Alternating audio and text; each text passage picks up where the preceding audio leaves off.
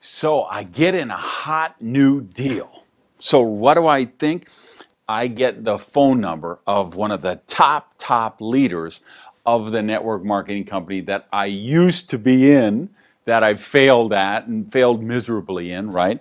But I got a hold of his phone number. So I call him up and I say, hey, guess what? I'm in this amazing hot new deal and it's so much better than that crap you're in. Your compensation plan does this, but this new deal does, the plan does that. And you have this many products and this company has these kind of products and that is such a crappy deal. This is so much better. And you have the opportunity for me to sponsor you into this hot new deal. And it's kind of quiet on the other end of the phone. And then he said, you know, Randy, I've been in this company for about 10 years now. And, you know, I've made a few $1 million with it, set up my family. My house is paid for. I have a very nice residual income.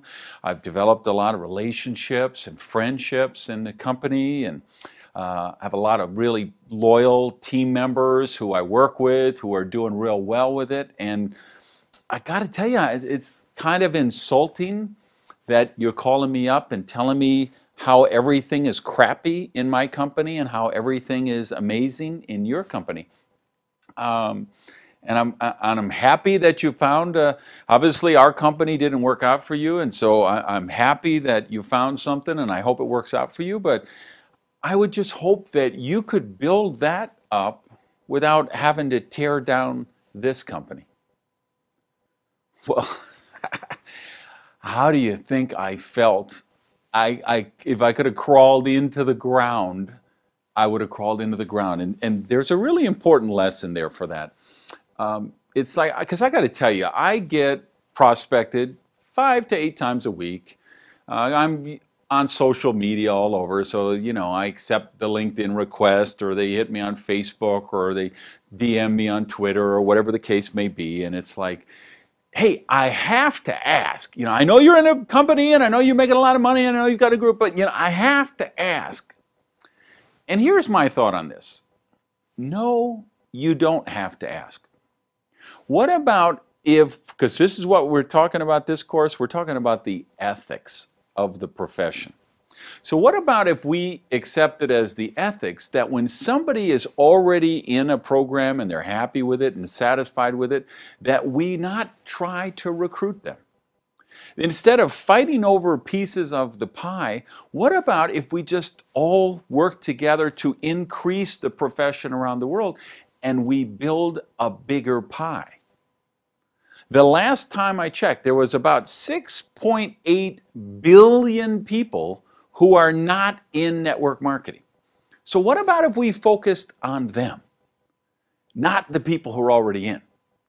So see, the whole thing with, well, I have to ask. Here's the only analogy that I get, and remember, that's why I told you the story to open up this lesson, because I did the same thing. I think we all do that when we get started in the business. We think of people we know did it, or in, you know, that sponsorship line of somewhere we used to be, or we just hear of somebody who's very successful in another company, and we all love our particular program and our product lines and our compensation plan. But here's the analogy. Let's suppose you meet, you're a guy and you meet this beautiful woman who's married with a couple of children. And you say, you know, I find you really, really attractive. And I would really like to make love with you. And, you know, I realize you're married and you have a husband and children. And, you know, maybe you're happy with him. But in case you're not, you know, I have to ask. No, you don't have to ask. All right, so that's the first ethics I want you to think about, is ethically growing the business by serving the needs of the people who aren't in the business yet, and by serving the needs of the people who aren't buying your product or service yet. So let's set that as an ethical foundation. Next thing I want to talk about is front-end loading, or product inventory loading. Products, you know, how we get paid in our profession, the difference between a pyramid scheme or a money game and a legitimate network marketing opportunity, a legitimate direct selling company, is we only make money when our product or service gets to the end consumer. So it doesn't help if we sell somebody $40,000 worth of products in their first month and say, here, get $40,000 worth of the, fiber cookies or water filters or vitamin tablets or protein shakes or whatever, and you're going to be, car qualified the first month, and you're going to break this rank, and you're going to get a pin, and you're going to be in the newsletter, and all your group is going to get motivated. That's not ethical. We should never sell anyone more products or services than they can use and or retail in the next month or two. We want products that are actually getting to the end consumer, not in somebody's warehouse, not in somebody's garage.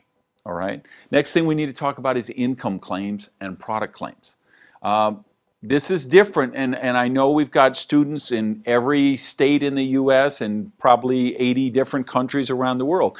There's different laws in different places. So one of your responsibilities as an ethical professional in the space is to find out what are the government regulations where you're doing business.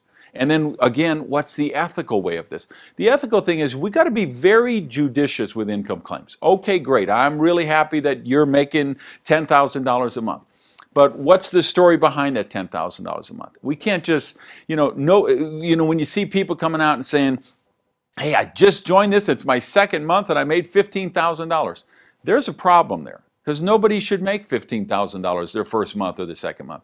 Your first month you should make $5 or $15 or $115, or maybe there's some great quick start, fast start kind of thing and you made a couple thousand, all right? But when somebody joins a program and they tell you, yeah, I made $20,000 my first month, that's maybe somebody who had a whole huge team in some other opportunity and it shut down and now they migrated everybody over here to company B. It's not ethical to make those kind of income claims because they're not going to be replicated by the average person. So let's be ethical about that. Same thing with product claims. This is really an issue in every country of the world, some more than others. Here in the United States where I'm at, we have the Food and Drug Administration, and Canada has one, and Australia has the, I think it's the TGA, they call it down there. Here's the thing. We have so many, and there's so many wellness and nutrition companies in network marketing and direct selling. And by their nature, they're product experience kind of opportunities. So what happens is, there's a lot of conditions that are caused by diet. There's a lot of conditions that are caused by malnutrition.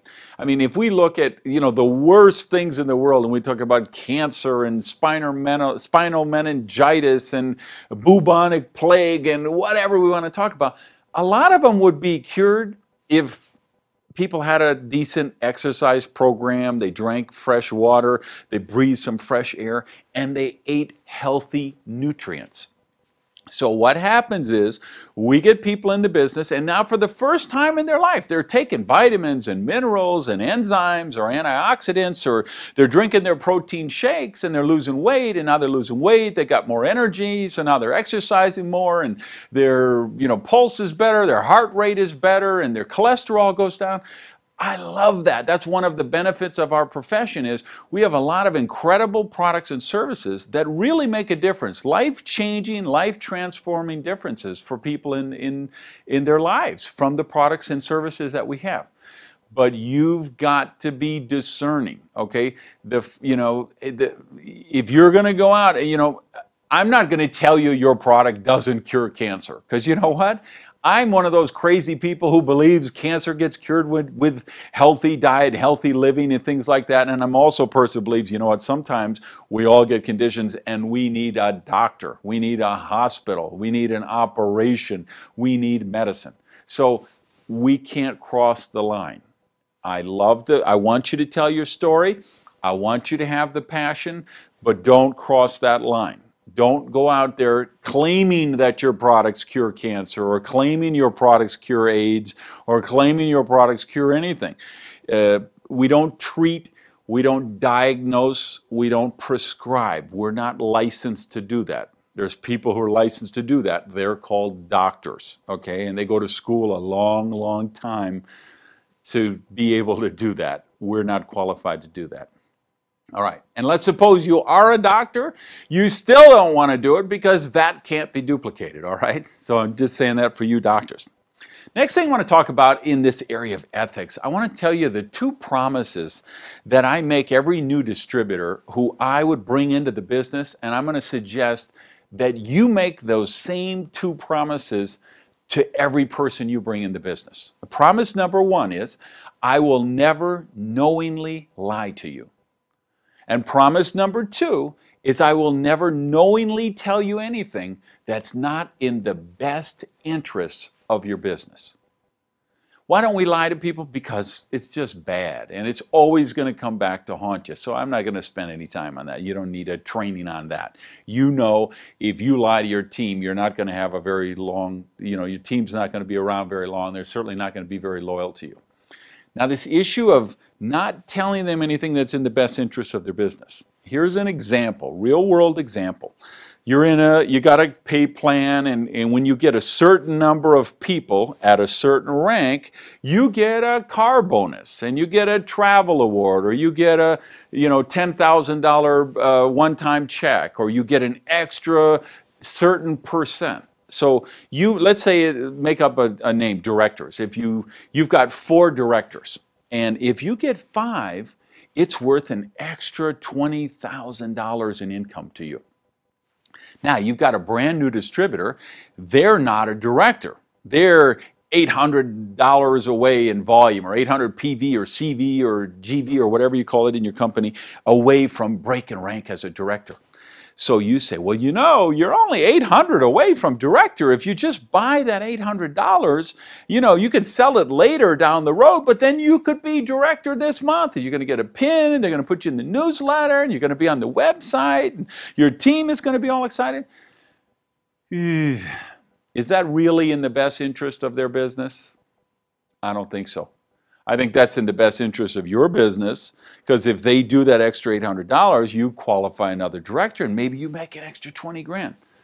But that's not in their best interest. So, and don't think they won't find out, because they will. There will come a time as they progress and they work their way up the pay plan and they realize what's at stake, and then they say, now I remember when I got that call on the 28th of the month, and Randy told me I needed to buy an extra $800 and break that next pin level. And they're going to say, so I wonder if Randy really has my best interest in his heart, And that's not a position you want to be in. So give up the fast turn game for the long term. Do what's right. That's what the ethics of the profession are about. Other thing I would say is answer questions directly without deception. This is something, Richard Brook, I was emailing him back and forth to some of the modules as I was working, and we were talking about ethics, and he was just preparing a presentation. That was at the top of his list, was, hey, you got to tell people, answer questions directly without deceiving them, okay? And that's, I know we can trick people into doing stuff, but that's ultimately not going to duplicate and ultimately not going to produce the results that you're looking for. And the other thing I would tell you is, let's enroll by asking questions and inviting people to look at things, inviting people into information that will benefit them instead of hype and manipulation. So last thing I want to share with you, moral of the story. Remember the guy called with my hot new deal and trashed everything, about his company? That hot new deal I was in, it didn't stay around because it was a hot new deal. It wasn't a legitimate network marketing opportunity that would stand the test of time. So I was out of that deal within a couple of months. 15 years later, that person, still in his original company, still had a wonderful residual income because it brought the benefits to his life and his lifestyle, and he was happy with it. It was just not ethical for me to be attacking what he did with the personal gain that it would have got me. So I hope you can learn from some of the mistakes I made. So this is really, I wanted to start with this chapter because it's really important that we run the business in an ethical way. So let's go to the test and make sure you picked up everything.